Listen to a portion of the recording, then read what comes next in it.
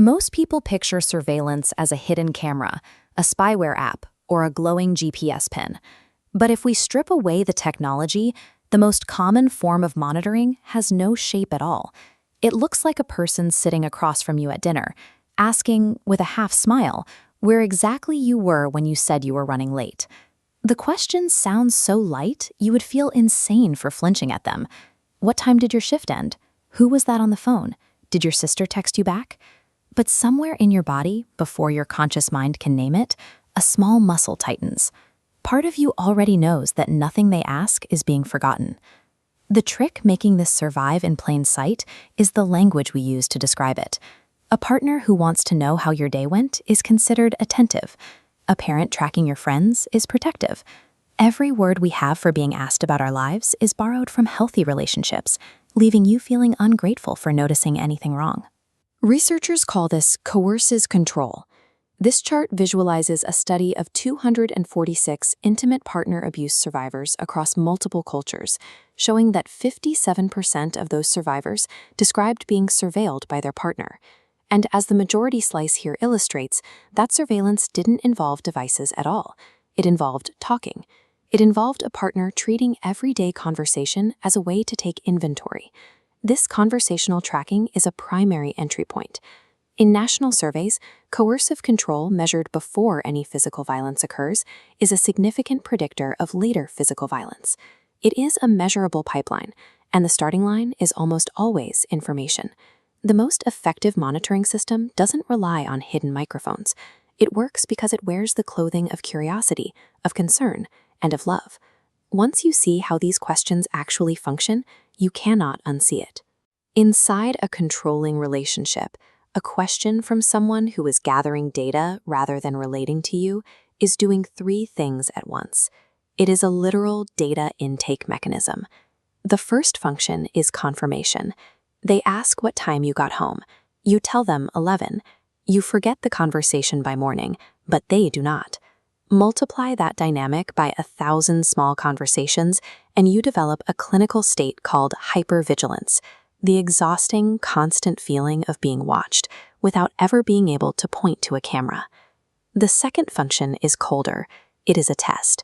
Here, the question is a trap with bait. They already checked your receipt or saw your location, but they ask anyway, purely to see what you say.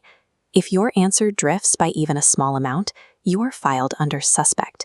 You aren't lying, you are just remembering imperfectly, the way every human being remembers imperfectly.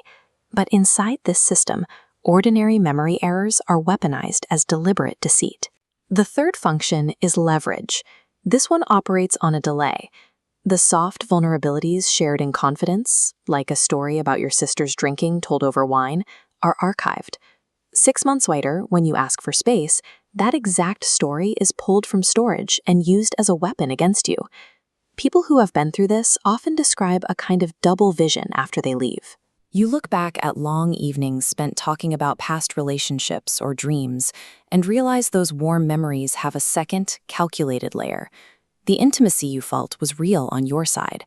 On the other side, it was reconnaissance. You thought you were being witnessed, but you were actually being mapped. You might be running through every relationship in your life right now, wondering if your partner or your friends are surveilling you. They are almost certainly not. The difference between ordinary curiosity and surveillance is in the pattern.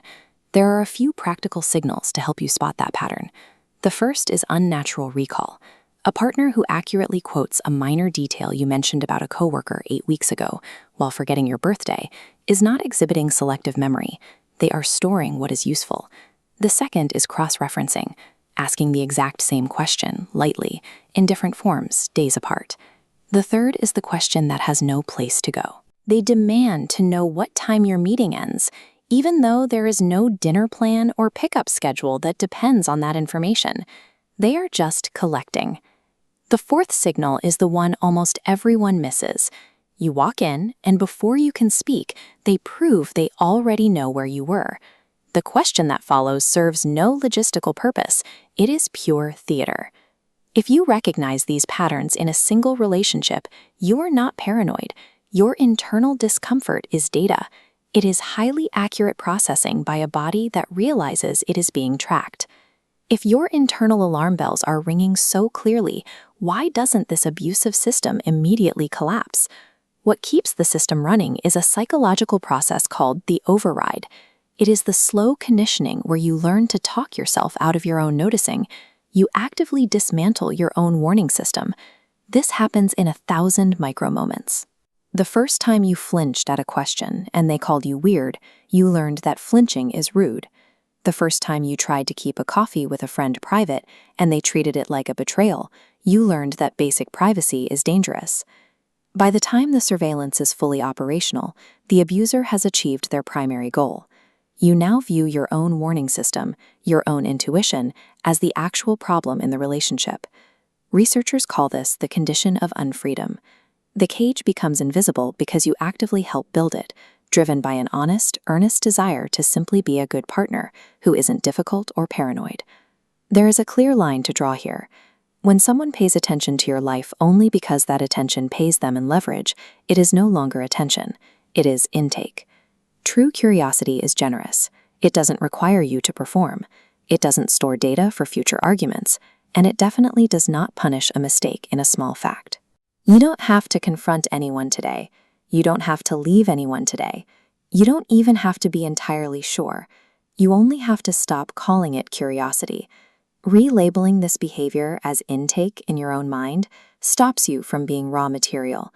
That single naming is the first vital crack in the wall that has been built around you.